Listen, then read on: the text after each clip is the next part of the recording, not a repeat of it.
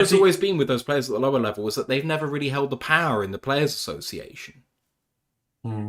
So who is the Players Association fighting for? For the majority of the time, I think it is the players, and I think they do a good job of that. But when it comes to the really, really big, important decisions, where will their priorities land?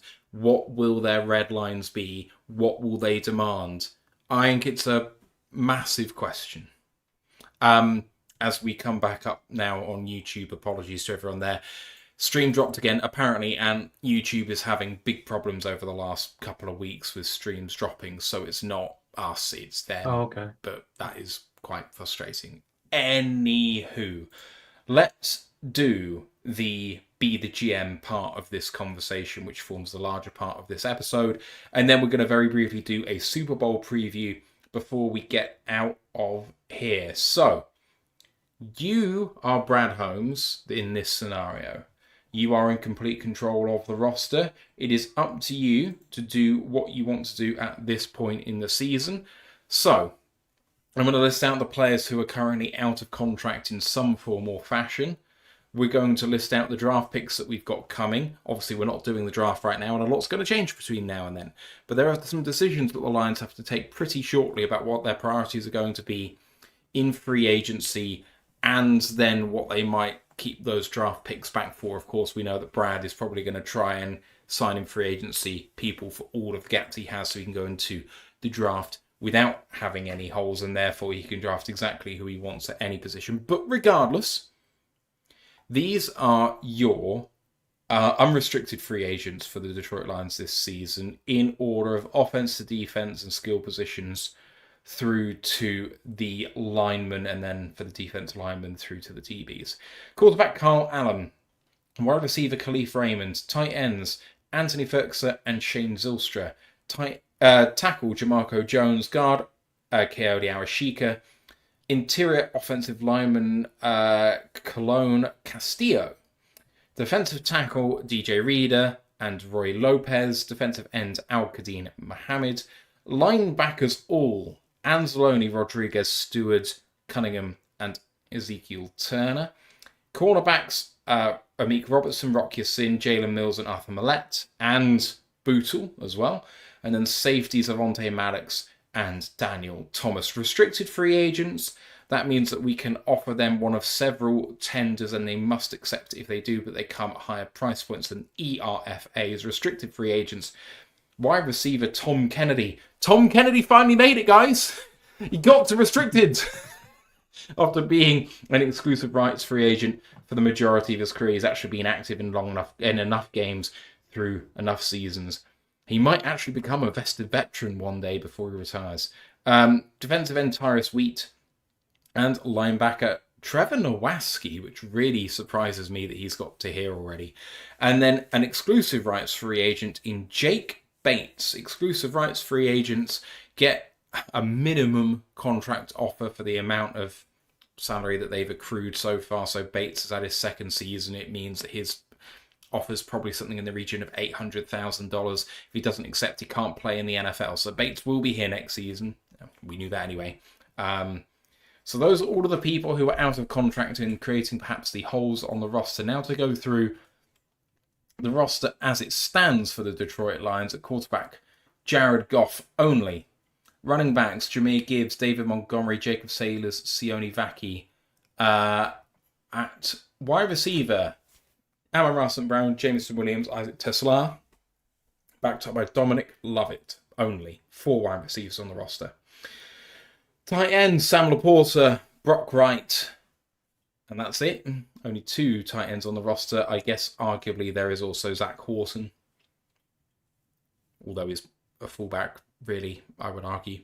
And then on the offensive line, Taylor Decker, Christian Mahogany, Tate Ratledge, Penny Sewell, Giovanni Manu, Miles Frazier,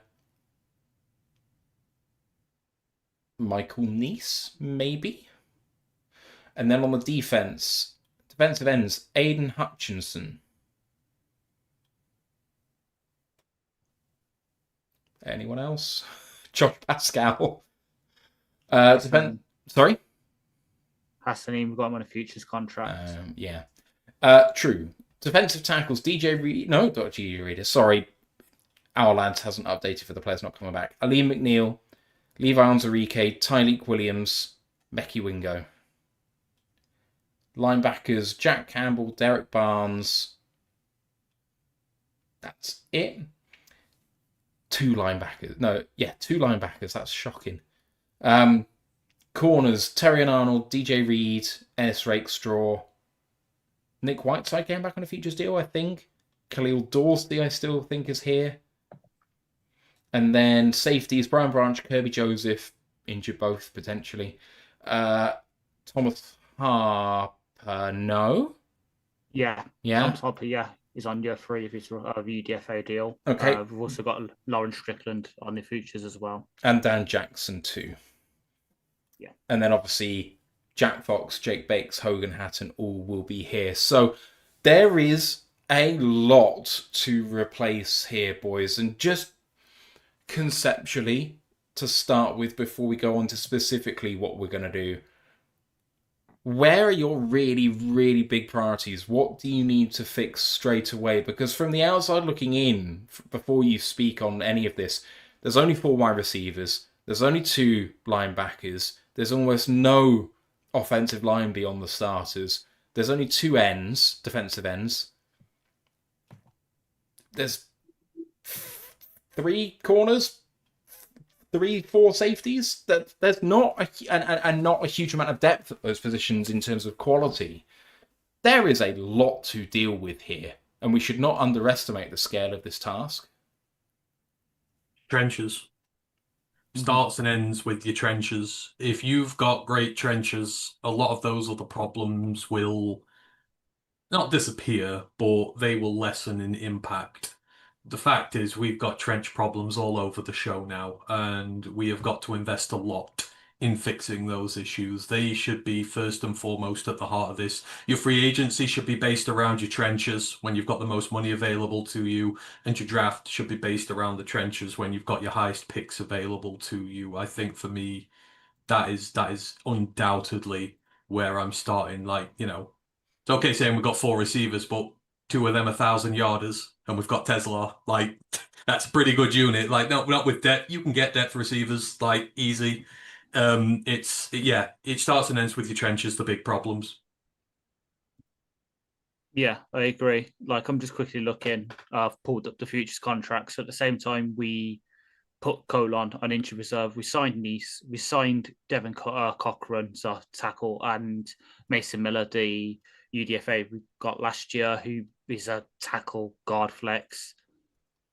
Receiver wise, obviously, we've got our top 3. Kennedy will probably be back because death taxes and Kennedy at this point. And then we re-signed Jackson Meeks and Malik Cunningham. Passable for now, like not a priority. Brought back Hassanin, brought back Corton. We've obviously got the guy we just signed from the Bears as well, locking wise. Having Brock, Laporta, them 2, we can handle that. Running back's good for now. It is trenches. It's basically the entire defense and the offensive line. That's what we need to attack. Like backup QB can wait. We could probably get Carl Island back the day before start training camp in all likelihood, and he'll be happy to come back. So it's trenches and it's the defense because that's where the Swiss cheese is. For me, I am going to design this for myself in terms of where are my free agency priorities, because that is where we're looking at right now. And I think centre is a really interesting place to start because there are centres I want in the draft. There are centres I like. And it's not a high value position. So do I go for a vet because of that? Because there's only 3 or 4 in the draft that I really like. And because of that, it might mean that actually they get drafted a bit higher than where they should or where they could because there's such a limited supply. So I think my feeling on centre is that I would like to go free agency now and get that done. So I'm looking at a few different people in free agency and thinking you'll do, and I'm not that happy with it, but you'll do is what I want to do here, I think, at the very least. left tackle is something which absolutely must be done in the draft. There is no getting a left tackle in free agency, not unless you really want to live in the Cam Robinson days or the Rashid Walker days. Over the Cap says that Rashid Walker, not Over the Cap, Spot Rack says that Rashid Walker's going to get 20 million APY. Come on now. So left tackle draft, centre free agency. So free agency wise, I'm looking at linebacker with some serious intent. You can't go into a season with 2. You really, for us, need 6 at least. And one of those can come from the draft. But that means you need 3. And maybe you can get them all on the cheap. They're not exactly an expensive position. But given how we use them, how specialized they are, I would love to get 1 under contract. And that might be Anzalone. Maybe. But I'm not convinced. And I love Alex. He made a real... He backed my decision to really, really love our signing of him way back when. But I think that Malcolm would be a bigger priority re-signing for me than Zanzalone. He should come significantly cheaper. He has the utility of playing a majority of positions in that linebacker room, and he does them all to a very high floor. So Malcolm is an absolutely must bring back for me, and hope that he doesn't have the injury hit season he had last year. He's been healthy otherwise through his career, so I don't think we can hit him with the injury stick yet. The other position I would like to look at is corner, and I really, really don't like that. But with Arnold having been injury hit throughout his entire Lions career, with Rakestraw having barely played, and with DJ Reed obviously having his injury troubles last year, Rock Yassin is right at the top of someone that we need to have come back in terms of the people that could come back. The problem with that is, given how well he played, and the fact that he's been a bit of a journeyman and he's not a stranger to moving locations, if we've got Terrian and DJ in front of him, and potentially the team will try and get Ennis as much as they can, why would he come back? I'm struggling to figure out why Rock Yassin, off the back of what he just did, wouldn't try and find a better landing spot where there's a bit better route to maybe starting, considering what he did last year. Players want to play. If we wanted to come back, we're going to have to pay him enough such that he's at least ahead of Rakestraw. And he deserves that. And I think we could do that, but it would, to our point from earlier, and it would be a step away from what we've seen from the Lions in previous years. I think, correct me if I'm wrong, do we expect next year for Ennis Rakestraw to be cornerback 3 on the depth chart? Not what we would do. Do we think the team are going to expect that? Yeah. I do. Stubborn. I absolutely do. They're stubborn and they'll not give up on him yet. But you've got to face facts. The kid won't have played football in 3 years. You don't not play professional football in 3 years and your body last a recovery from there. You saw it with Mosley. Never happened. You see it with so many guys. You should be treating him like cornerback 7. You should be treating him like Khalil Dorsey's treated on the roster. Like as a special teamer, my guy who might do a few snaps for you here and there. And who knows, if you have too many injuries up front and you bring him in and all of a sudden he gets good, great. But you should treat him as nothing more than a rotational special teamer, primary guy. But they won't. Shall I go through the list of players that are out of contract, and whether it's early or late in the process, but just at some point in the off-season, would you bring them back at their market rate? Yes, no. Because I think that would be an interesting exercise. Happy to do that with me? Yeah. All right. At some point, not necessarily tomorrow, would you bring back, at his market rate, Kyle Allen? No. I would, but I'd have to prep him that he might be QB3 if we draft someone in day 3 that we like more. I think his market rate is low enough. I'm not sure who else we're getting that's better at backup quarterback. And frankly, if Jared Goff goes down, we're fucked, so who cares? Mm-hmm. Khalif Raymond. No. pains me to say it, but I'm a no as well. Anthony Ferkser, tight end. No. I'm a overwhelming yes, but Ash has also said no with a head wave. I thought the Ferkser acquitted himself very, very well in the 4 or 5 games he had. I thought he caught the ball well. I thought he blocked well. Any reason you wouldn't Three bring him catches back? on one drive. Yeah, 3 catches on one drive. It's That's more, it. it's more than Zylstra did. The whole tight end room needs to be blown up. This is part of my overall plan. I don't want to see any single tight end back on this roster this year, apart from Sam Laporta. That's So it. you're cutting Brock. Yeah, that's part of my thing this year. When Sam Laporta was not on the field last year, our tight ends were fucking horrible. They all had a chance to acquit themselves this year and get themselves more playing time going forward, and they didn't. So all of them can go. I want to reset that room from scratch behind Sam. All right, next up is Shane Zylstra. So I know where Ant's going already. Ash, no, you've never been his biggest fan. No, Ash is Exactly. reverse jinxing this. Ash wants him gone, but can't say it. Otherwise, he'll hang around.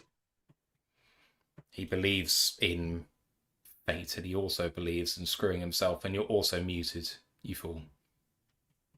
Yeah, I'm talking. So I'm just quickly. I'm quickly, as you know, I've run a depth chart. I'm quickly updating it for all the contracts we've got, so I can visualize stuff properly.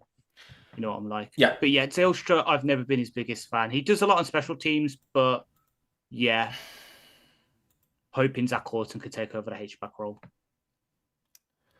Okay. Tackle Jamarco Jones. See ya. Yeah, I'm a no as well. Coyote Awashika. See ya. Yeah, see ya.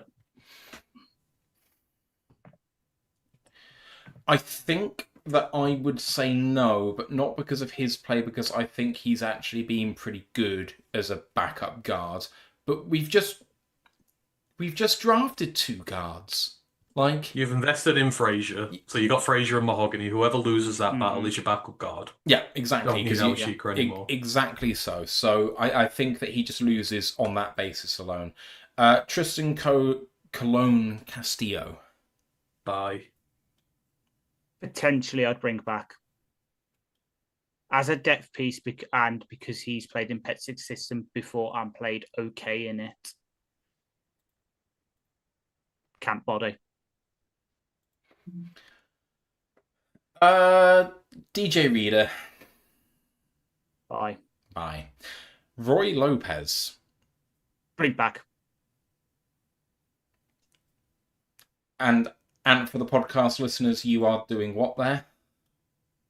I'm doing the Dr. Evil. I'm bringing him in a loving embrace. Yeah, he can come back. He can absolutely come back. Yeah, I would also like him back, but I have no idea what sort of salary he's going to command. I'm going. See, I think in my system here, I gave him something like 4 mil. So I just did a $5 million deal with 2.5 guaranteed 1 year. I'd do something in that range. Hang on, what numbers did you guys say? 5. I'd give him about 4 mil. 5. Spot Track currently has him projected at 6.4. That would be a little rich for me. See, if you're going to do something along the lines of like 8 million with 4 guaranteed, something like that, over a year or so, then I would put a lot of guarantees in his deal, and I would put the guaranteed about the 3 million mark.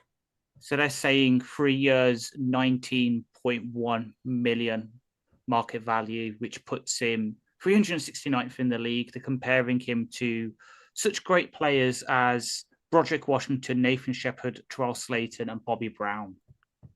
Well, if you gave him 319 and guaranteed him 10, yeah, like, I would live with that.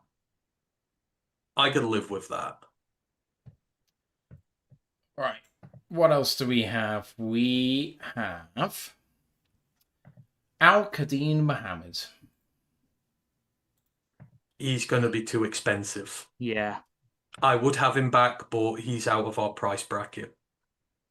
I know he's only had one good year, but teams pay for sacks.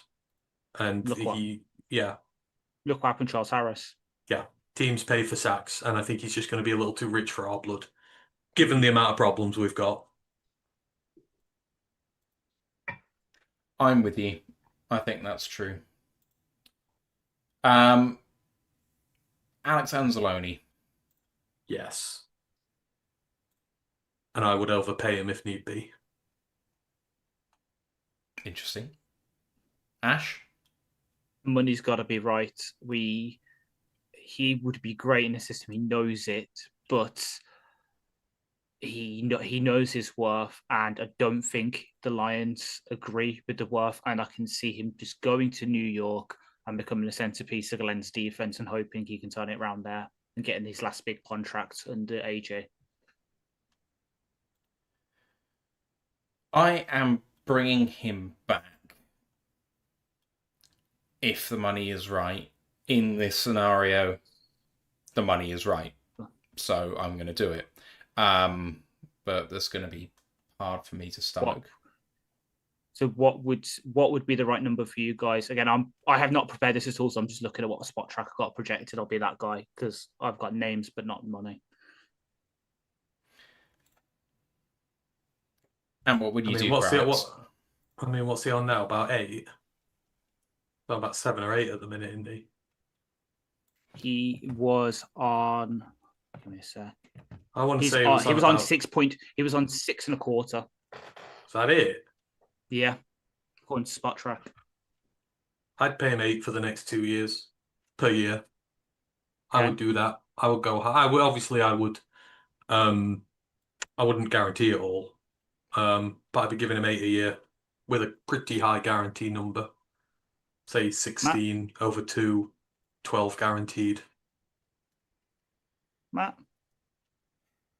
I would, give him about 8. So if that was true, and let's say the Spot Track market value is what Anzo is asking for, you would both get him back. They're projecting him 2 years, 14.5.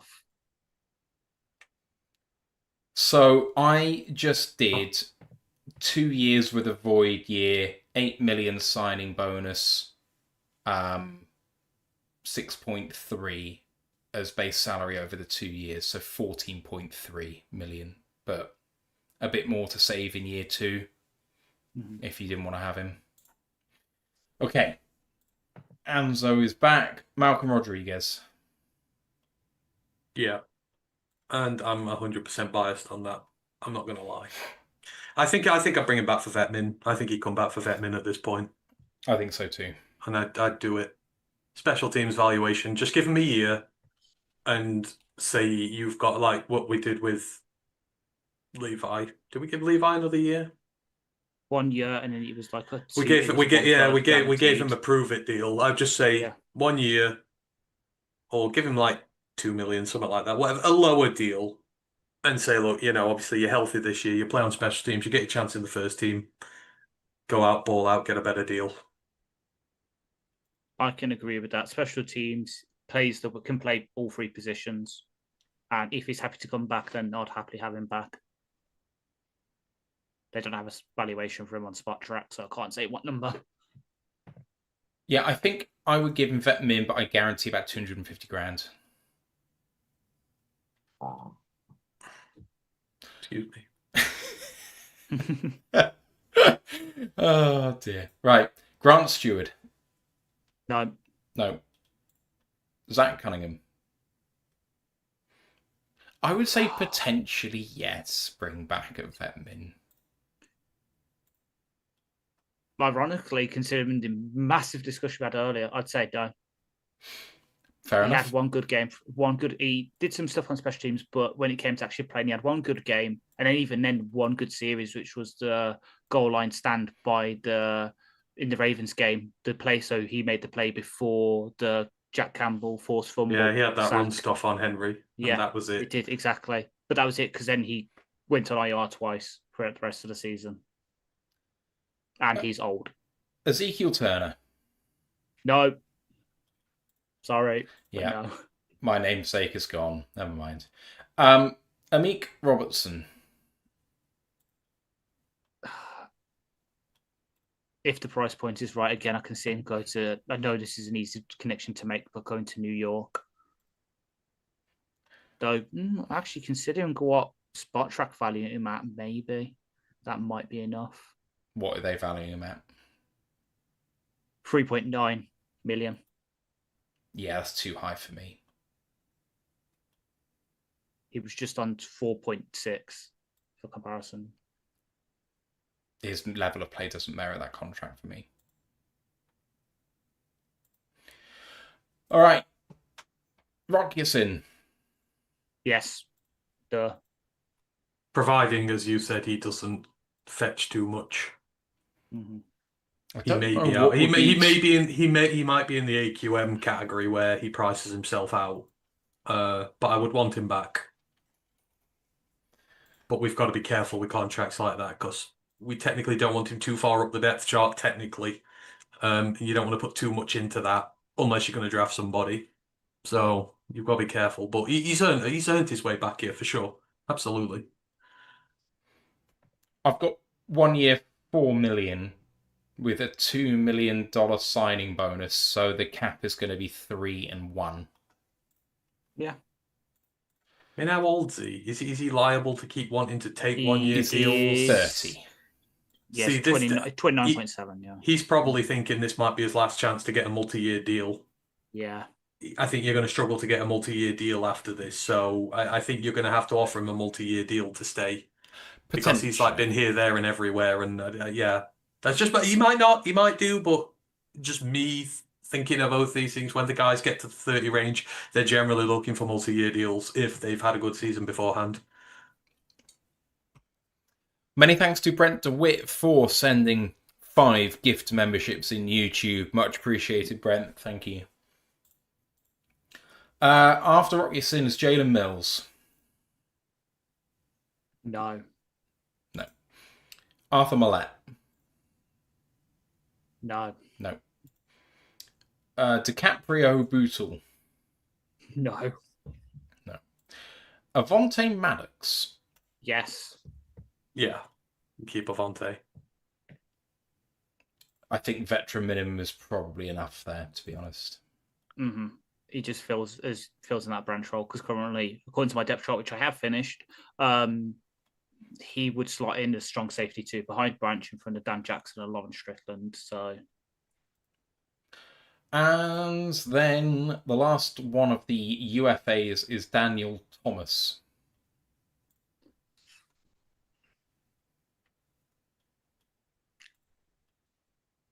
if the price is right because of the special teams, he was our best special teamer by all intents and purposes. And he played well as a safety.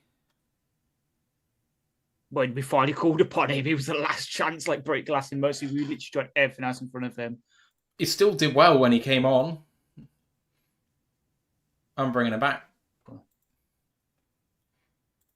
Okay, RFA's Tom Kennedy. Yeah. That was quick. We always do. Come on, we got to have the best kick returning tight end in the league. I got to imagine Ant's getting rid of him, or maybe Ant's frozen. He's just unflappable. We'll come back to Ant in a minute. Tyrus Wheat, Edge. Yeah, bring him back because currently Edge depth is not looking great. Like you've got Aiden, you've got Pasnine, and then you're calling on Pascal and Tyler Lacey. I'm not bringing him back, but I would consider it in a pinch if you can't do better later. Camp body kind of thing. Trevor Nowaski. Yeah, it does enough on special teams, and okay, we're bringing back Rodriguez, and maybe he won't be able to play that much Sam, but again, veteran minimum. Well, we RFA tender, he can play special teams on that and do a couple RFA tenders 3.6 million minimum. Oh hell no, not on that. You can get him back on a vet minimum. 1.145 million. Yeah, as the vet minimum. Ant, who is now back. We've just done Tom Kennedy, Tyra Sweet, and Trevor Nowaski. Are you bringing back any of those? You are on mute as well. Sorry, my Zoom just went really crazy for some reason. Can you hear me all right? Mm-hmm. Yeah. Yeah, we It's got still you. been a bit funny. Okay, so Ant, Kennedy, Wheat, Nowaski. You bringing back any of them? Kennedy, Wheat, Nowaski, no, they can all go. And then kicker Jake Bates is an exclusive rights free agent. That means that his tender, and he must accept it, is $1.075 million. You get him to sign it and then offer him a multi-year extension. Agreed. Yeah. Okay. We are not having the kicker carousel all over again. I cannot go through Ryan Santoso week 17. Please no. Okay, so that's all of the players who are potentially out of contract, according to Spot Track. Then I've been going through over the cap and looking at players who are currently apparently still on the roster and whether they should still be. And I'm just going to pick out a few people at random. And when I mean say at random, I literally mean the opposite of that. Taylor Decker, left tackle, rumoured to be considering retirement. He's on the cap for $21 million. We save 11.6 of that should he be cut or retire. Until we know otherwise, I'm operating that he's retiring. On my depth chart that I've made, he's off it. Till I know he's coming back, he's God. We got to learn from the Frank mistake.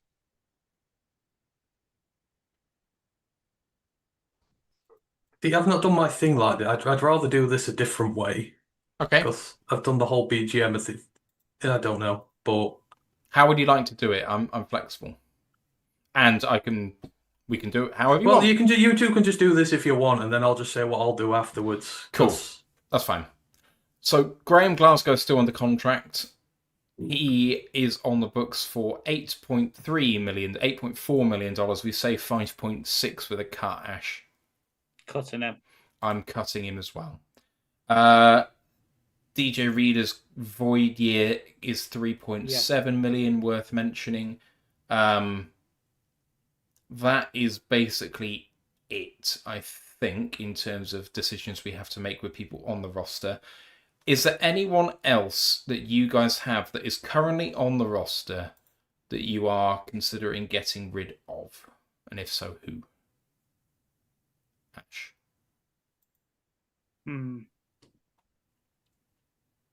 Okay. This has changed with the hires we've made, but obviously we know this player is not happy. So even if with the new OC, if they cannot convince him that he'll have a big enough role, I can see Monty getting traded. Again, the possibility over the past 2 weeks has gone down, but there's still a possibility that we trade him for a mid-round pick. I can see that possibility, but it's not something I'm doing. In a perfect world, Monty's here and he's being productive. I'd like to operate under that assumption. Yeah. Of course. The players that are still under contract that I am getting rid of here, and I'm actually trying to cut down to 53. I know that's premature because we're going to have 90, but that is how I'm doing this.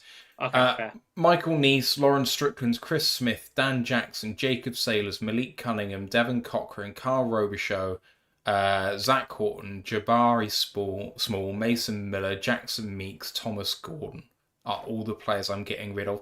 Notable people that I'm potentially keeping at this moment: Seth McLaughlin as the backup centre, Ahmed Hassanin, Nick Whiteside, Dominic Lovett, Thomas Harper, Mekhi Wingo. I didn't realise Colby Sorsel somehow sneaked on there.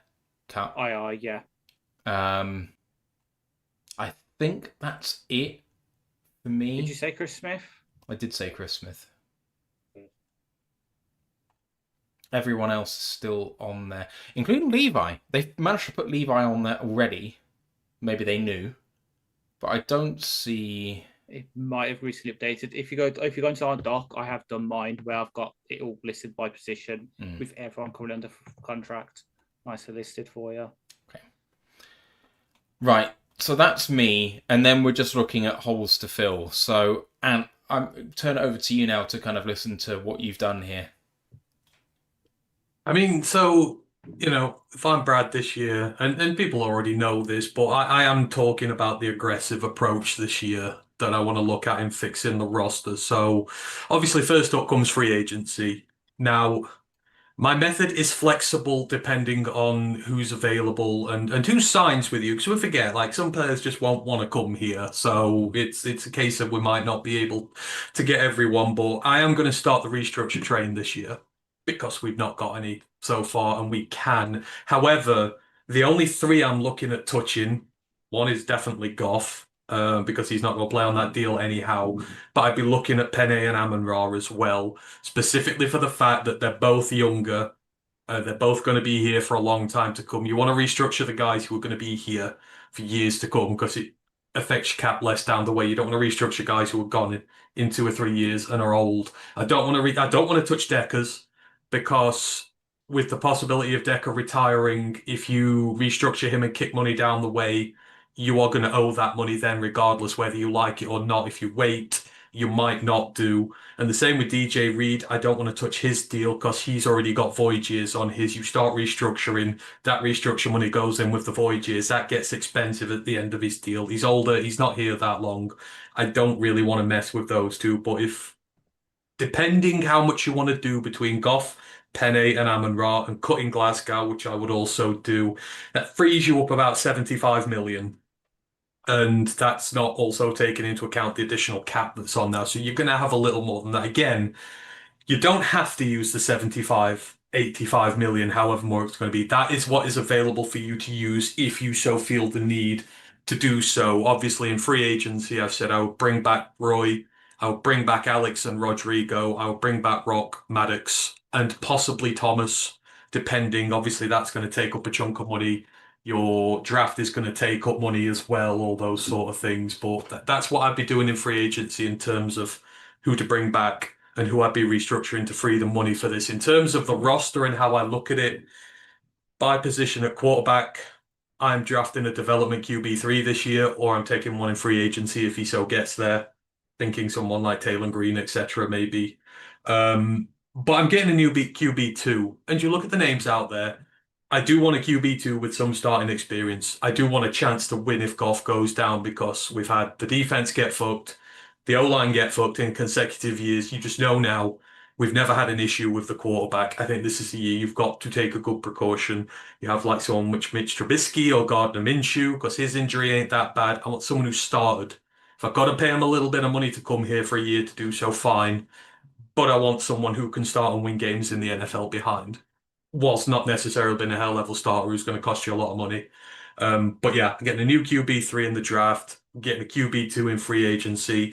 Running back, I am doing everything I can to convince David Montgomery his future is here. And with Petzing, hopefully it will be, because I want to keep the Gibbs-Monty effect up. Gibbs needs his carries reducing, Monty's upping, so we get the best out of both of them. And I will run that scheme. I will go and get a new running back 3, though. I am not sold on Varkey being that guy yet. He can stay at running back 4. He can do his special teams stuff, whatever he does. But in preparation for Monty leaving next year, because I think if he does stay this year, this will be the last year of Monty being here, regardless of whether he, stays. But I'll be getting a new running back 3, either through free agency or I'd look through day 3 on the draft, depending. And I'd try and find someone who has Monty's intangibles in terms of being the heavy down runner, the short yardage, get those dirty yards guy. But I would go into running back 3 territory I would get a new one in. I wouldn't trust Parkey. At wide receiver, I would go and get myself a new big-bodied X receiver. I know Tesla is going to be that guy, but we need a guy with beef to him. We don't have beef in the ranks. We've got some great receivers, some great skill receivers, still looking for a big-bodied guy who you can use on the outside. Again, where he'd come from, I don't know. I would look at both outlets. Given the disposition of our receiver roster, you could get away with a pick later in the draft and develop a guy up behind. If he's got good special teams experience to keep him going in the meanwhile, I would do that. Um, at tight ends, as I said, I would start from scratch completely. Keep Sam. Obviously, don't know what he's like for next year. I would get a new tight end too. I would be looking for someone who could block. I would look for someone in the league. I would be looking at Charlie Kohler. I would be putting money in for him to be, because he can also be tight end one if Sam has issues moving into next year as well. But he is also in that run heavy Baltimore system. He can block. He's got one of the better blocking tight ends who's come into the market. I would get him. And then I would also look to draft. And I know I keep saying I'm going to draft guys here. We've only got so many picks, but I want to find a pass catcher in the draft. Like a proper pass catching tight end three, something that Brock Wright and Shane Silstra and someone have not been able to be. And again, depending on the class, depending on where you're at, they are a bit thin on the ground this year. But I would just start from scratch with it all. So if it's a UDFA, I'm going to bring him in. Fine, let's give him a go. See what we can do there. Offensive line, I am freeing up the money to go for Linderbaum or Mays. Depending, and this is, he might not get there, but I want to solve center in free agency if possible. The Lions like to draft their tackles of the future, and I prefer to draft my tackles as well. But these two are really good.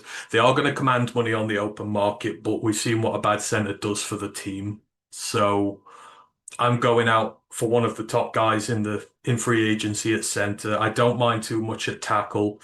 I'll have a look around for a little bit of depth if I can, but then I'm going to the draft and I'm drafting a tight end. I'm drafting a tackle either high if the right one falls, or I'm picking someone on day two very early who can be ready within a year for when Taylor's done. I'm still assuming Taylor's going to go for now because I have to. And I would like to think maybe he's got one more go in him. But it's what I'd do with my O-line. The defensive tackles, obviously bringing Lopez back. Having Lopez and Tyleek opens up. I need a new DT to pass rush, and I don't want it to be Levi. I want to draft. Specifically, I will be drafting Grayson Holton. And if I can get my center in free agency, it means I don't have to pick it on a center in the draft, which frees me up to get that defensive tackle, the pass rusher.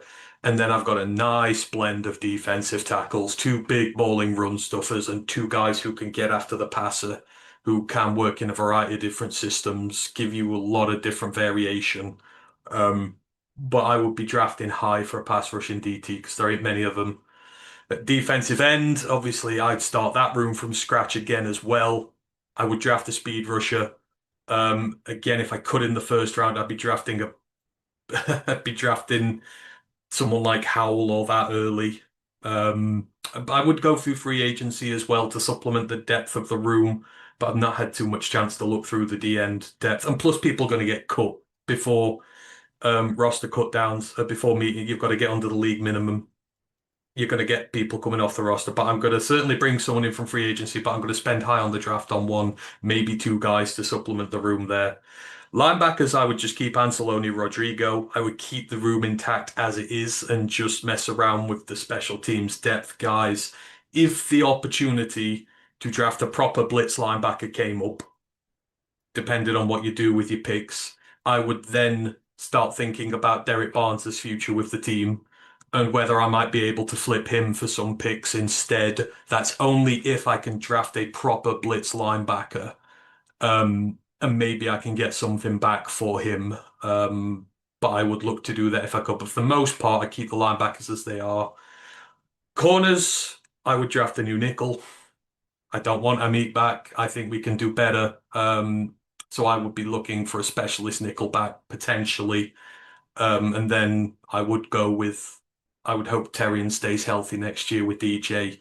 And then you'll be looking for depth around here. I'll probably look around the league. Hopefully you get Rock Yassin back. If you get Rock Yassin and Dorsey back with these guys in there and a new nickel, I think the room is in good nick. And then for safety, I'm looking for a veteran starter because the two main guys are hurt. And I think we need a high-level guy in there, and we can't rely on the Legion of Whom members who will be coming back There's starters all season. And then if I had any picks left, which I don't in the draft at this point, I would also look to try and invest a pick in it somewhere if I could as well. Um, and then I would leave my special teams as it is because they're all pretty good. So that would be what I would be looking at right now if I was GM. But I would be taking the aggressive approach this year. And if I needed to spend all 80 million of that stuff I freed up for me, I would. The more you can solve in free agency, the better you can, the easier you can do your draft because there's part of me in the draft that wants to move up for some of our more specialized trench players, and we're already lacking capital as it is. So I think if we can do a better job in free agency this year and fill up more there, that will give us a potential opportunity to be brave in the draft and go get some of these guys if they slip close enough. Many thanks to Maurice Young for subscribing on YouTube and to Big Area 70 for subscribing on Twitch at Tier 1 for their 49th month. Many thanks, Big Area. Says, I wonder if base defense moves to nickel depending on what happens with Anzalone at linebacker. I think that is going to be something interesting. And very comprehensive. Absolutely love it. Ash, any thoughts on your maybe overall? I know that Ant kind of talked about his overall, and I know you've kind of done an overall as well, so maybe I'll just turn it over to you here. Yeah, so I've gone along similar lines. I haven't so much gone like the words, the specifics. Oh, I'm going to get this many, but just some names that when I was looking through free agents, and then there's a couple of draft guys as well, obviously that popped their heads up over the past couple of weeks / months that people know about. So tight ends, obviously, I agree we need to get fresh blood in there, and there's a certain tight end who's a UFA in this class who, number one, we all loved when he came out of the draft. And number two, he knows our new, whatever his title is going to be with Kafka. Daniel Bellinger is a free agent this offseason. Bring him in. Good tight end two. Has the potential to be a tight end one if you need him to, if Laporta's back injury plays up. I'd also look to bring in potentially a cheap blocking guy if you don't fully believe in Thomas Gordon, and to be honest, who does? So Chris Manhertz, I know he's a bit of an older guy, but he also knows Kafka. He was just in New York. You've also got guys like Ian Thomas, who's bounced around the league a bit, but he's a good blocking tight end. You've got Farrow Brown, who's been here, there, and everywhere, but also is converted into a blocking tight end and was most recently in Arizona. So those drew pets in quite a lot. So there's a few options there to bring in to fill out the tight end room while still restarting, because don't know what's happening with Sam. Brock, yeah, we've got him, but can we upgrade on him? Maybe you keep him as tight end 3, and then you have an option on the practice squad, a veteran guy that won't get snipes, so you bring up when you need a blocking guy or to fill in. I won't be opposed to that. Definitely need to fill out the offensive line room as well, which is why there's a couple of centers. Obviously, the big ones, everyone knows Lunderbon, Cade Mays.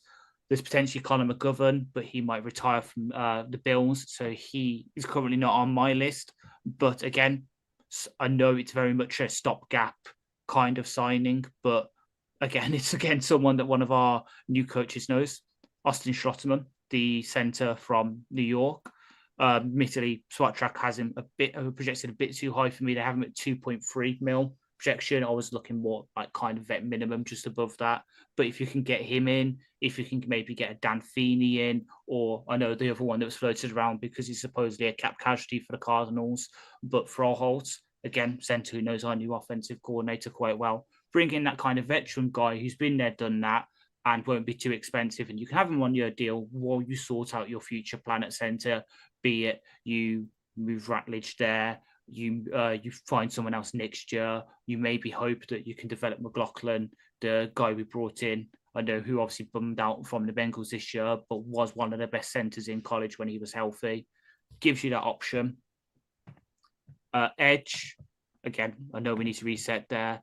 I'm looking at some of the other guys. I know it's a retread. We did try to get him a couple of years ago and it didn't work. He went elsewhere, but Arden Key, as just a rotational edge 3, he can defend against the run. He has got some pass rush chops. You can bring him in, but the big swing I'm making to bring in to be that edge 2 opposite Aiden It's his old running mate from Michigan in Quinnipiac, who's a free agent from the Colts. Has not really worked out. I know Spot Track has him projected really damn high. They've got him projected at nearly 18 million. He's not going to get that. And I think the chance to come to a resurgent team like us and play opposite his college running mate and just have that kind of 1-2 bookending ends that you look across the league. Texans, for instance, with Will Anderson and Daniil Hunter, kind of have that duo, even if it's a 1-year prove it deal and then he goes elsewhere. Just getting that little injection while we again try and sort out the future opposite Aiden. I would not be opposed to that. And then linebacker, which I know is it's a definite need because I don't know. We've got Campbell, we've got Barnes. We know we can bring back Nebraska in that, but you just need bodies, especially if we do want to stick to the way that we're running things. So it's not going to possibly be a popular name because of some of the teams he's been with, but bringing in an Eric Wilson, who I know has kind of bounced around the league a bit, but when he came in as a full-time starter for the Vikings about halfway through this year, he looks pretty damn good. Just getting him in for a 1-year deal to sort of play some stuff. But the big swing I'm taking there is Troy Anderson from the Atlanta Falcons, against someone who was widely loved in his draft class. Hasn't really worked out, but I think under Shep's tutelage, you can kind of get him to be that kind of play every role linebacker. He's got the athleticism to play Will and Mike, and he's got some of the blitzing ability to play the Sam as well. So getting him in on a cheap deal, or if you can't get him, and Matt, no, I know Matt loves this guy, Jack Sanborn, who's a free agent from the Cowboys. Just bringing someone like that who's got that blitzing chops and has got the athleticism to do some coverage stuff, because that's what we really need, while also looking at a coverage backer in the draft. I know there's obviously Carl Louis from Pitt, but there's also the Louisiana linebacker who's had a really good bowl season, and he's risen up boards, former converted safety, and I think he's the younger brother, Carl Duggar. So bringing him in just as a sort of the long-term option at will, I'm all for that. So there's some people that I've been trying to sign here while we've been doing this because I haven't done as much prep as I would like. And some of this might result in other people having to leave that I maybe said I would keep, but it's always a moving target, right? Here are the people I've identified as people I'd like to bring in.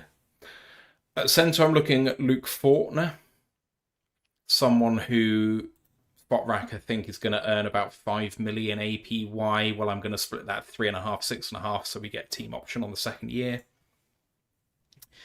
I'm going to stick one to our in-division foes by signing our Edge 2 from Green Bay in Kinsley Enagbare, who actually I think is in a bit more of the mould of who the Lions actually quite like. Who, when I've seen him play, has actually been playing above the level that I would expect from someone of the number of reps he's had. So maybe I'd give him a bit more here, see if we can supplement that with someone in the draft.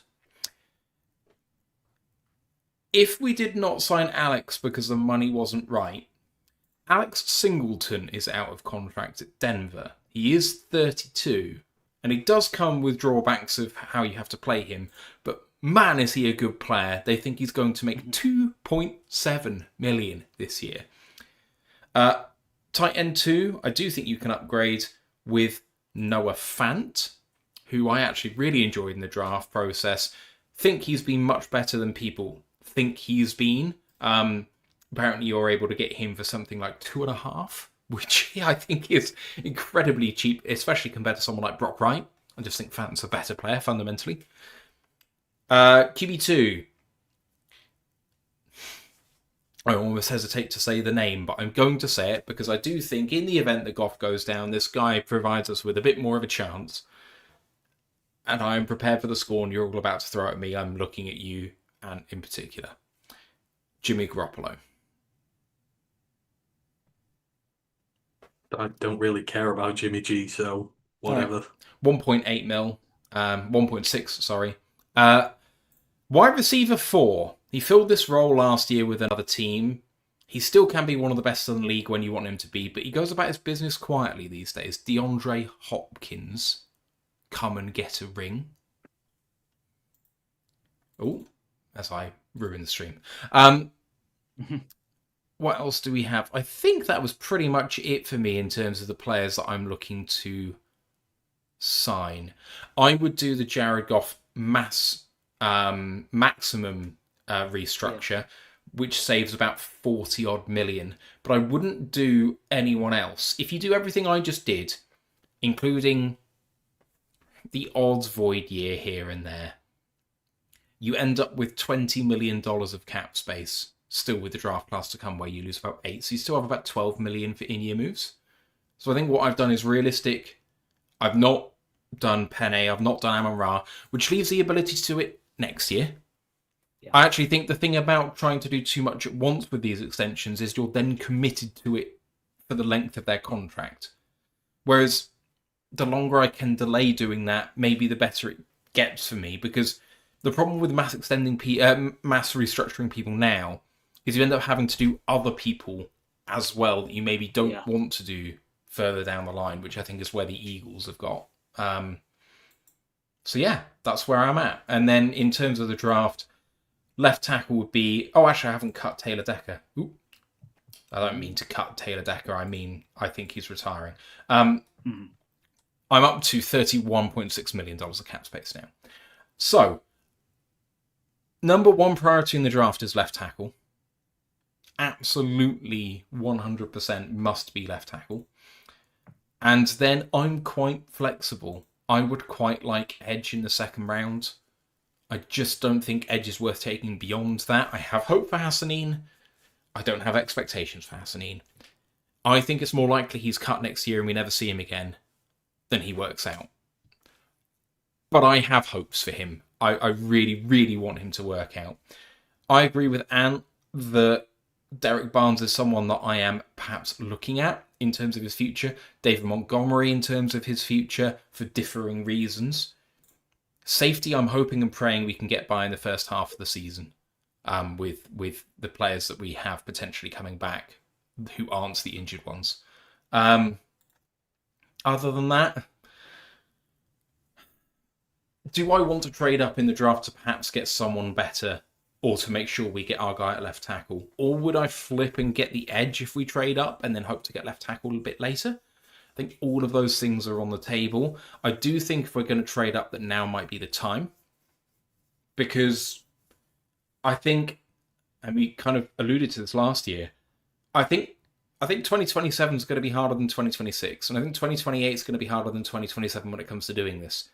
Just because of when the contracts are starting to hit us. If we're going to make a run, this financially is going to be the year to do it for me. So, without pushing literally every cent that I have in, I would be willing to chuck next year's first rounder to get up into the top 8.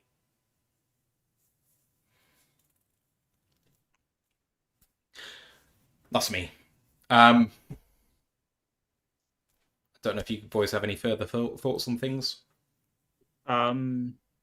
Well, we're definitely going to sell a load of calendars, I think, if we bring in Jimmy G as our backup. So we're going to have what? Sorry? We're going to sell a load of calendars. Huh. We already sell a load of calendars. Yeah, but that's what he's good for. And Hopkins, I can see the vision. And it pains me as the guy who's been calling for an X. He's the kind of X that just won't work with Goff. Because Goff does not like to throw those 50-50 balls, does he? And that's what Nuke did the past year for the Ravens when they're in those kind of situations, the third and longs. He was the fuck it and ball kind of receiver. That's what he is these days, and just don't think that meshes with what Goff wants. I see the vision. I love it. If it happens, I'm all for it. What a guy for Tesla to learn his craft from. Yeah, so that was my thing, is if you're saying that about him, then Tesla's fucked. But we saw last year Tesla wasn't fucked. So he is willing to throw those balls, just maybe not as much as you'd like him to be. And because Tesla can separate, he's got that separation by route running / speed that Nuke just doesn't have anymore. So in terms of learning the craft, as a veteran guy, I can definitely see it. But just as he's suddenly become wide receiver 4, he's going to get whatever Tesla's target was this year. I don't think he got more than 30, did he? you're probably not going to get better production out of Nuke than what you got out of Tesla this year. But I definitely see, as I say, I see the vision. It's just I'm biting back with the stuff you used to say to me when I was calling for an ex-receiver. All right, any more thoughts, boys?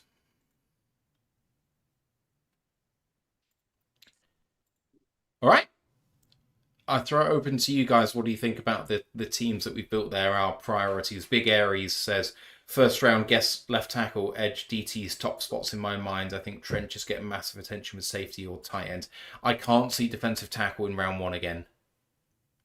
No. I can't see that happen. Even if Peter Woods falls to us, which I know has happened, kind of does happen in JP Acosta's mock draft. It's just put out on Twitter, but we don't take him. We go with David Bailey instead, which I much prefer. If Bailey falls out of the top 10, I'd be shocked. But more draft stuff as we come to it. All right. Shall we do Super Bowl preview? Yep. All right. It's the big day. The season finale comes this Sunday. Can't believe we're here already. 2 14-win teams go head-to-head. The Seahawks against the New England Patriots. Seahawks on the matchup predictor per ESPN Analytics are 60.7% to win the game to the Patriots 39.3%. It's the battle of Darnold and May, of Kenneth Walker and whichever the running back the Patriots are favouring at this particular point in time. Probably Stevenson. I hope it's Henderson, but there we go. Maybe one of the best receivers in football in Smith and Jigba against the, a Stephon Diggs who's gone for over 1,000 yards this season, which surprised me. Seahawks with the best defense in the NFL, probably bar none. But the Patriots who are, quite good on both sides of the ball. And what are you expecting from the game? Are you looking forward to it? How do you think it's going to go? Not looking forward to it enough to stay up and watch it. It's I don't know. It's just like, oh, we're back in 2015 again. It's the Seahawks. It's the Pats. Like, for God's sake. But, I think it should be a good game overall. It just depends. Like, Seahawks coming up against this New England defense is going to be fascinating. Like, these are two of the best units in the country facing one another off now. And they've said, that Patriots defensive line's ability to just absolutely crush, like, the big fronts against them, which Seattle love to run. Like, this matches up well for what the Patriots do, but at the same point, they can't protect Drake May very well, and this Seattle D line is tremendous, and it's going to cause a lot of issues. I have a feeling that it's going to be quite a low scorer. I don't think we're going to be. I mean, what's the over under? 45.5. I would smash the under on that. That feels very high. I would smash the under on that. If it was 35, I might even, partake in the under as well. Yeah, can you not think it being like a 21-14 game and it hits 35 on the head, Yeah, something like that. I think it will. I think there'll be a lot of field goals involved. I think there'll be a lot of stalled drives, and because again, at the end of the day, you've got a rookie quarterback and you've got a quarterback who has been accused of, seeing ghosts in big games. So these are going to be two really nervous signal callers. And maybe it's going to be, it sounds a silly thing to say because it's so often true, but whoever rushes the most in this game probably will win it because it means they're going to take more pressure off their quarterback and conversely control the clock a little bit more and just those little fine details you need to win it. My heart said the Seahawks were going to absolutely obliterate them. If you're talking about offensive football, they could, but the Patriots defense is just such a game changer. There's something about it. Obviously, they're not the same Patriots team of old who've been there, done that, and are savvy. None of these guys have been there before, but you're looking at the units, and I think that Patriots defense is going to smother the Seahawks offense. I do. And they'll just win it narrowly. It's going to be a chess match, that's for sure. And it's going to be very fine margins. But if the Patriots do win, you know what? I give up shout out to my guy Jelani. Jelani wins a Super Bowl ring. How good would that be for him? Be the first good pick that Bob Quinn ever made, just not for us. My take is going to sound extremely stupid after that because I was going to say the experience of the Patriots wins out because, Josh McDaniels is pushing Spag's record of most Super Bowls as a coordinator. Right variable. Okay, he hasn't been to a Super Bowl as a coach, but he's been as a player. And Terrell Williams has been there, done that around the league, and he's coming back this week after obviously what happened to him this year, compared to the coaching staff of the Seahawks with Mike Donald, who's in his first Super Bowl. Kubiak, who is, I believe, coaching with one foot out the door because hasn't he just taken the Raiders job? And then Aidan Durde, who is a Londoner. So in these kind of situations where, Sam Darnold hasn't done it before, Drake May hasn't done it before, you've got to lean on the coaching staffs. And the Patriots have been there, done that in this coaching staff. They know what they're doing in these situations. If the Seahawks do win, it's going to be because they tear that New England offensive line apart because that's been their big weakness in this playoff run. And I could see it with the way that McDonald runs his blitz schemes, the front they've got. Like Boye Mafe could have the game of his life and earn himself a nice big paycheck in this free agency class because he's a free agent, obviously. But my heart, I've got to stick with the boy. I've got to stick with my boy Drake May just to prove all my takes are right. All my waffling about him, I've got to be proven right. I am going to put money on this take. I have Seattle winning by 15. I think this is not going to be close. Drake May has had a fantastic year, but he has fallen to pieces. And yes, the snow last week, not last week, week before, but even in the first playoff game, he was pretty woeful. I do think that's going to persist. I'm a believer in Drake May long term. I think he's going to be one of the best quarterbacks in the NFL for a long time. But he is showing his nerves more than Darnold is. And in fact, Darnold showed his nerves in the first playoff game. But in the championship game, he was cool as ice. In his biggest ever stage, he did not back down. And I can't believe the words are coming through my mouth here, but Sam Darnold is going to be the reason that the Seahawks win this game. The Patriots love to put on pressure on their with the D-line, and they've done terrifically well at it. They're dealing with some injuries at linebacker, which really hurt what they do on defense. I think that Ken Walker is going to do some really good stuff on the ground, and then the play-action boot game is going to work really well with Darnold just shredding the defense. He went for 346 passing yards in the most recent game. I think he's going to be around the same number. I think Darnold's probably going to throw for 2 or 3. They'll have a couple on the ground. I can see this being, I said, can you see 21-14? I think it's going to be more like 27-11, something like that. And I'm excited for this game only because I don't want to see that happen, and I think there's a chance it's close. But I do think there's a clear separation between those two teams. The best unit on the field is the Seattle defense, for sure. But the best quarterback in the game is also Sam Darnold. So that makes the choice pretty easy for me. Wow. Don't play that to Drake May's wife's Instagram page. God, you get some haters for saying that. Oh, yeah, exactly. I mean, sure. It's easy to go off when you're going against the weakened Rams secondary and Kenneth Walker decides to take over the game. Compared to, Drake May, who's beaten the number 1, the number 2, and the number 5 defenses in this playoff. And now it's compared against number 3. So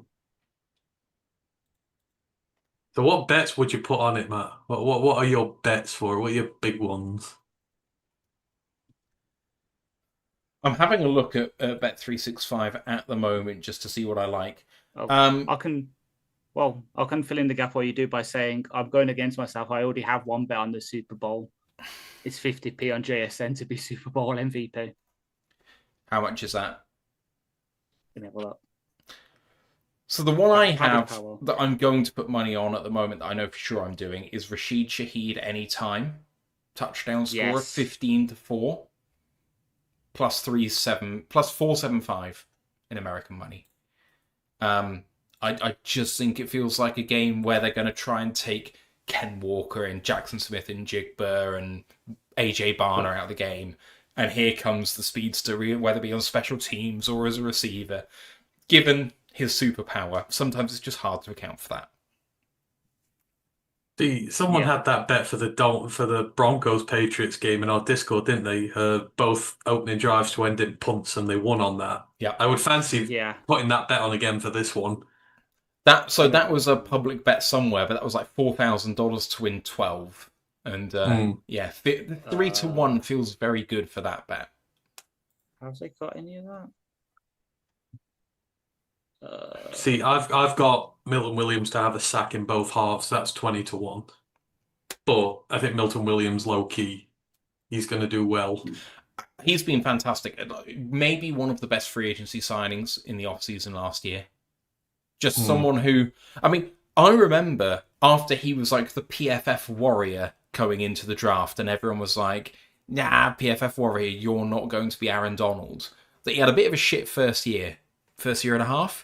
And everyone was really, really down on him. Then he kind of got into the rotation for the Eagles. And the final year with the Eagles, he was a game wrecker, and they can't afford him anymore. He was at Louisiana Tech, bless you. They didn't come in with that high expectations. He was a group of 5 player. People were talking about him in the same breath as Aaron Donald in terms of what they hoped from him because of his athletic profile, build, arm length, all of that. I don't remember that from that. It was an insane thing to talk about at the time, but that's all I'm saying. Ash, why are you covering your mouth to try not to laugh?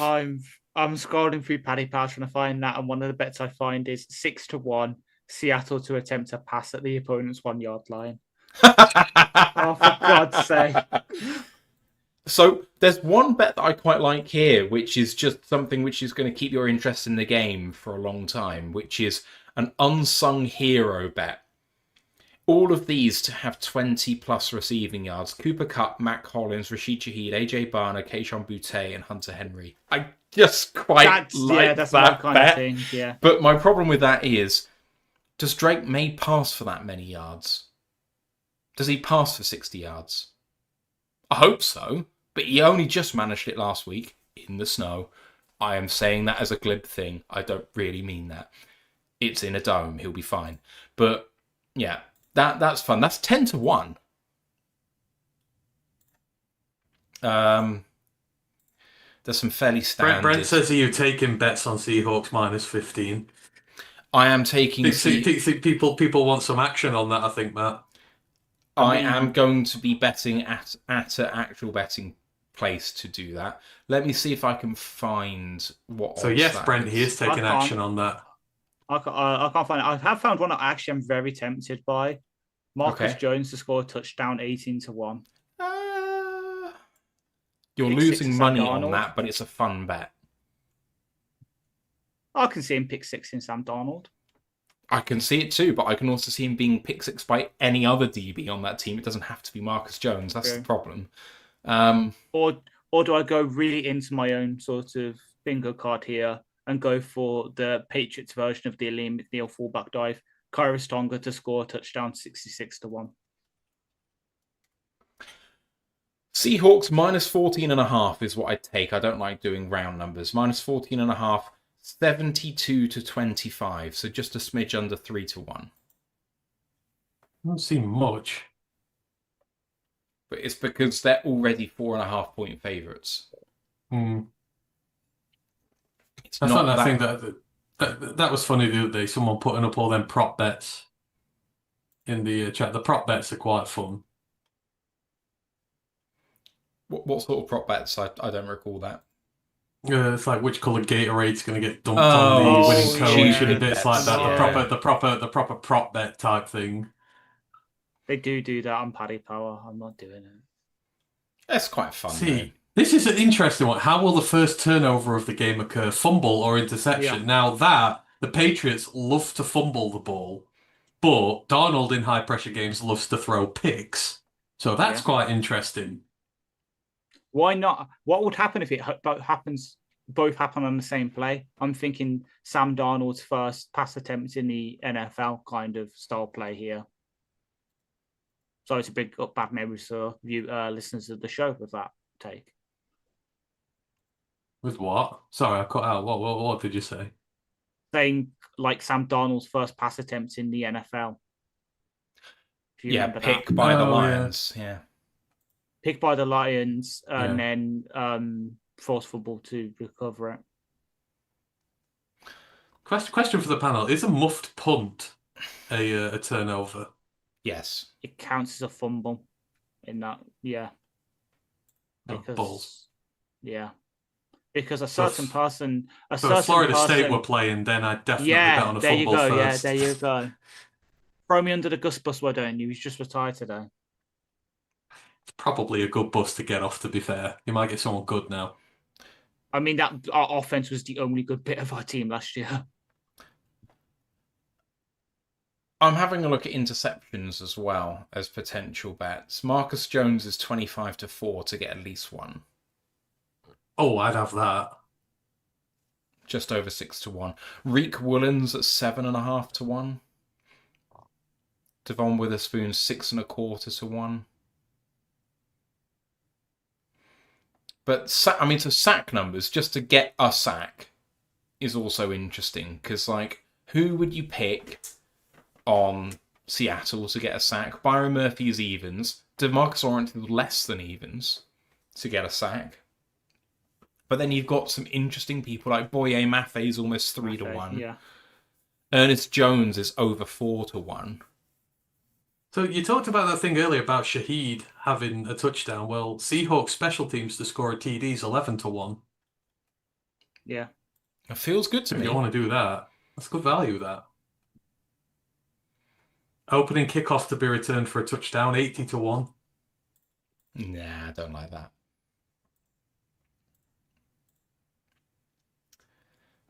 But yeah, Seahawks halftime full times 23-20, which feels like easy money. I've just found the one I like. Oh, no man. touchdown in the game, 200-1. I could see a bit of game of field goals. Yes. The two very good defenses, to be fair. I think if neither team can run it, there's going to be a lot of punts in this game. Punts. That's cool. Game to go to overtime, 17-2. Yeah, don't like it. Right. Any more for any more? Otherwise, we're dragging it, I think. Who's going to stay up and watch the Super Bowl, the Pro Bowl tomorrow? No. Nobody. I'd I say that as rather a have flag chili football sauce in my enthusiast. eyes. I say that as a flag football enthusiast. I would rather watch Akron versus UMass at 4 a.m. than watch that. Hell yeah. I mean, who's kidding? I'd do that anyhow.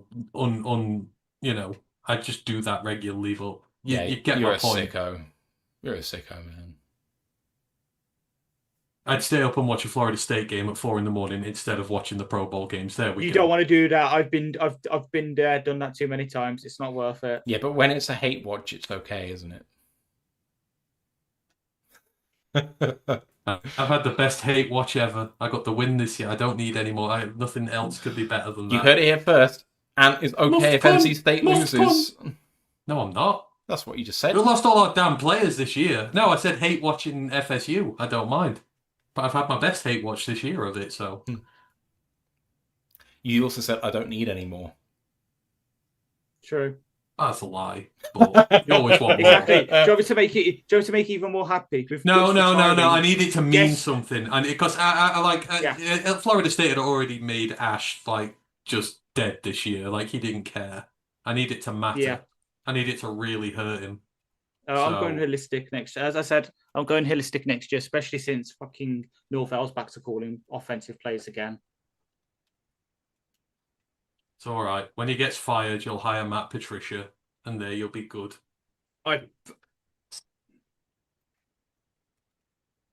Oh, we might get into that. Looked like he might change teams there. No, that would be you know what, you know where I work. If I see that while I'm at work, oh, why is no trains going through Birmingham New Street for the next couple of hours? I wonder why. Ash just redirected them all into the side of his house because he no longer wants to live and watch Yeah. that team. I say as someone who's got himself locked onto trains twice this week. The second time wasn't my fault. A couple got on the pushchair, blocked the way to the doors. By the time I got to the doors, there were locks, and I had to go all the way to the airport and back. Oh, you've seen that, Matt? What's that? Because I think Brent earlier said he's taking the Patson points. He goes, gentlemanly wager, loser buys 10 memberships for the channel. I've said I'm getting 3-1 on the actual bet, but sure in response. So, yes. There we go. Right. Let me end the stream with this. I'm going to put the link to the fundraiser once again in the chat. Please, if you can, don't feel obligated. Please do give generously for our friend Stephen Collins to give to his partner, either to meet funeral expenses or to use how she sees fit, whether that's to give to Maggie's, who looked after him and them so well, or anything else that she wants to do with that money. Link is going to go in the podcast description as well if any of our podcast listeners would like to donate to that cause. I'm also going to put it in our Discord. I will put it in our Twitter, and let's see what the community can do. Our next episode will be following the Super Bowl. We will be talking about the Super Bowl, obviously. But otherwise, I can't actually remember what we had down to do. Let's scroll down to our pod diary. We were going to talk just Super Bowl review. That is all we had on the agenda. Following that, we are talking draft prospects. So after Sunday, we are starting to hit the draft heavy. We are going to go position by position as we normally do, scout a few players, and come back to you guys. We'll have 2 episodes of draft prospects. We'll then cover the NFL Combine in detail. Free agency will then open in terms of tampering. Therefore, we will cover that live as we go open with that. 4 more weekly episodes on draft prospects before the Lions mock draft 7-round show, a full first-round predictive mock draft, a draft betting show, and then it will be late April and we will be here for the NFL draft. We have already confirmed more than half of the guests that we would like to have already. My sincere gratitude to Ant for sorting all of that out in a super busy time for me, and of course a trying time for us as a show as it is. We're going to be working on many more guests. I think there's other people that we can target that we've never had before. Michael McQuaid comes to mind, the Irish NFL show guy who we've done some favours for in the past. Other people that perhaps we can target. If there's anyone that you would like for us to have on the draft show, obviously I'm aware that other people have their own shows. But if there's a guest you would like us to tap up, or if there's someone you think would be good and you want to tweet at them for us, that's fine. I'd love to have some suggestions to see how we can improve the 24 hours of live streaming that we do during the draft.